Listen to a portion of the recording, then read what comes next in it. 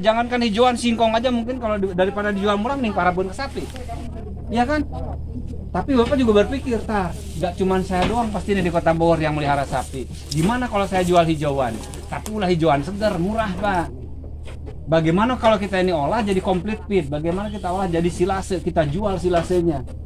Di beberapa titik yang memang sapinya banyak, malah hijauannya nggak ada. Percaya nggak? Pernah ke kebun pedas belum? Coba cari di situ hijauan, apa namanya, kebun rumput. Nu aya kebun kuburan Pak di sana mah. Plak jelema. Ya, nah itu jadi bahan berbisnis. Tetapi ketika Bapak melakukan itu, melakukan pengolahan hasil hijauan tanaman makanan ternak, Bapaknya nggak punya ternak, orang nanya, Pak Dedi kasih cobaan kan ke sapi, oncan Pak, daikeun teu, oh teuing, moal laku eta paradna. Ya, hal seperti itu yang mungkin jadi bahan kajian sendiri, punya lab sendiri, dan itu bisa dijual ketika orang mau beli kesini, tontonannya banyak. Pak Dedi saya pesen dong silasenya atau complete feednya, tapi saya pengen lihat sapi Pak Dedi dulu. Begitu ningali sapina aralus, begitu prosesnya bagus, orang tertarik, woi boleh nih dibeli nih hijauannya. Jadi ada labnya sendiri, punya kebun rumput dan pengolahannya. Pak Dedi juga bisa jual pakan ternaknya. Jangan sampai orang tanda tanya, emang Pak Dedi bikin complete feed sapi bisa gemuk?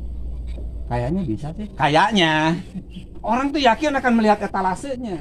Ya, saya kenapa lebih banyak penekanan ke hijauan makanan ternak, karena selama ini Pak, orang yang dibantu dengan ternak, beberapa kelompok lah, baik itu ternak kecil, ternak besar, beberapa bulan kemudian mengatakan masalah itu ternaknya.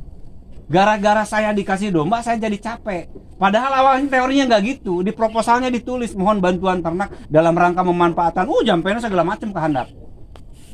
Begitu kasih sama Pemda, sama pemerintah. Nih domba sekian ekor, nanti dalam hitung-hitungannya akan beranak sekian. Tapi 3 bulan kemudian yang ada muncul, lahirlah masalah-masalah baru.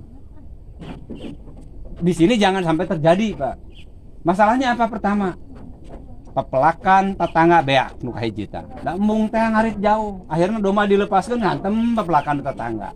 Masalah anu kadua, pararae lantaran teu kaparaban. Masalah anu kaopat, bilang saya jadi teu bisa usaha gara-gara kudu ngarit. Ya. Saya kenapa bisa bicara begitu Pak Dedi? Sama dengan Pak Dedi, dari awal saya menikmati atau bicara beternak ini tidak hanya begitu saya menjual saya bisa nikmati uangnya, atau begitu saya pengen motong bisa dipotong, disembelih dagingnya. Bukan itu Pak. Saya pertama resep domba Garut kunaon yang mun anakan tereh gede. Itu resep. Yang miara ningali nu ngarit, resep ngarit. Ternyata begitu diajaran nikmat Pak. Dari situ nggak pernah ngitung berapa nih hasilnya. Padahal kalau melihara kambing 2 ekor misalnya hanya karena resep, ngarit sapoe teh upah 1.000 Pak.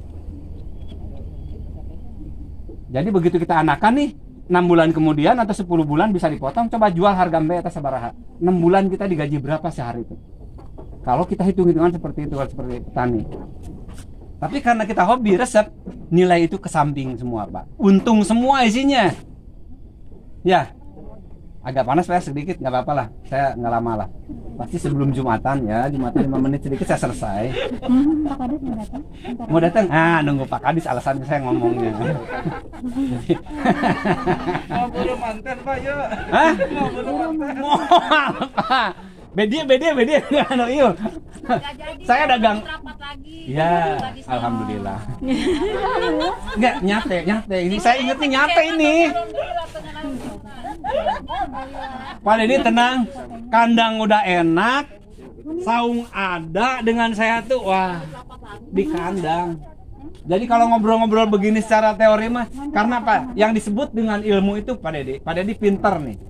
Padahal Pak Dedi hanya ilmu dari Pugabin begini, ilmu dari saya begini, ilmu Pak Hendrik dan kawan-kawannya begini dipakai sama saya. Pak Dedi nu pinter nama bukan sayanya. Itu ilmu agama pun demikian.